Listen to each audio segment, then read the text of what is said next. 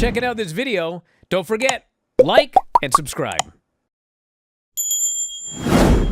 All right, we got to talk about this Raw show here. It is still 2.5 hours, which is like, I don't know what it is. It's only a half hour, but man, this is so much easier to watch than that SmackDown show. Yeah, you know what? Also, though, they have a lot more depth on the Raw side than the SmackDown side. Yes. And they make it, and it's very clear Raw is the A show.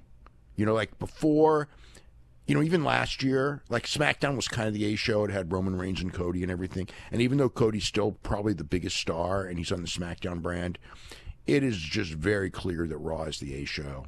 And, you know, even though SmackDown's the show in the United States, it has a lot more viewers. Well, this was the third show in a row that opened with Jey Uso coming down and doing his entrance, and the people go nuts, and they yeet, and then they do an encore. But this time, Gunther attacks him, and in the middle of it, gives him a great.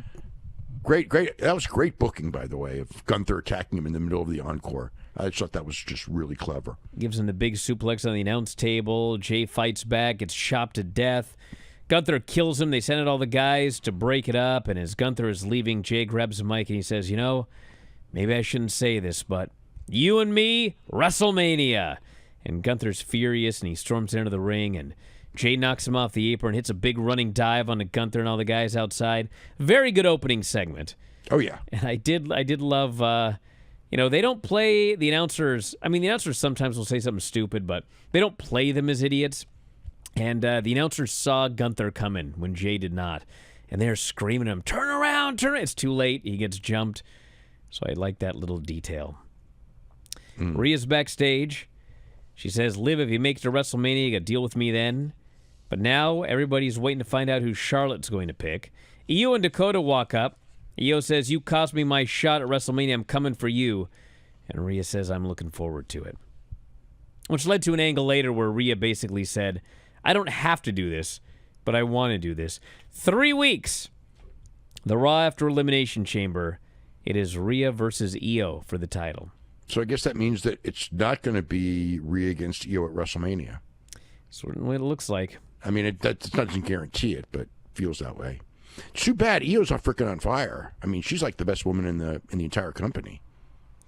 Well, we had Io and the returning Dakota against Liv Morgan and Raquel.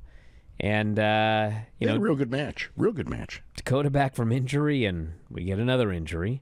This time, they did a spot where Raquel ends up, she grabbed Liv in a powerbomb position, but hanging, and she starts swinging her around and hitting the other women with Liv. And it was a total accident, but Liv just ran face first into Dakota's elbow. She gets busted open on the temple. Big cut. She's bleeding everywhere. And she ends up, we got This Is Awesome chants, a lot of big near falls. And then Io gets a hot tag, gets a big move on everybody, stomp on Liv, kicks her head off, moonsaults her, and pins her. The match did get off to a rough start because Raquel, I don't know what it was, but Raquel and Dakota working together, it was not working out well. There were a lot of rough starts because the Rey Mysterio Logan Paul match had a rough start, and the Bayley Lyra match had a rough start too. But they got him. Yeah, this is a good match though. So the deal looks like, because it looks like Liv and Raquel are, you know, they already beat the champs, so they're getting a title shot. Yes. So it looks to me that they're going to probably win the title, and that this sets up Io and Dakota for a championship match. So good booking.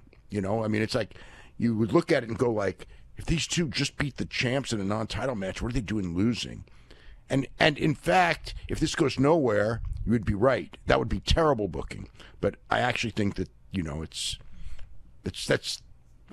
is logical booking.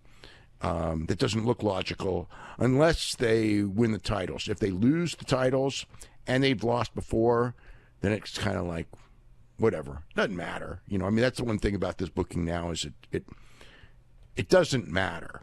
You know, I mean, you know, it's again. Well, it does matter. If you book like shit, people are going to stop caring. Yeah, but it's the women's tag team championship. The only belt that's going to mean anything are the world belts. I mean, you can book the prelim belts like shit. It's not going to change business. Have you grabbed your F4WOnline.com shirt yet? Well, we got a bunch of them. They're up in the store right now. F4WOnline.com/shirts. You can grab your -5 stars shirt, your Dave Meltzer Wrestling Observer shirts, even the brand new After Dark Radio shirt. You love Granny? We have Granny's Gang shirts. Have you ever won a shoot battle royal? Probably not, but you can tell people you did. So check out the store. All of these great shirts and more. It's through Pro Wrestling Tees. F4WOnline.com/shirts. That's F4WOnline.com/shirts.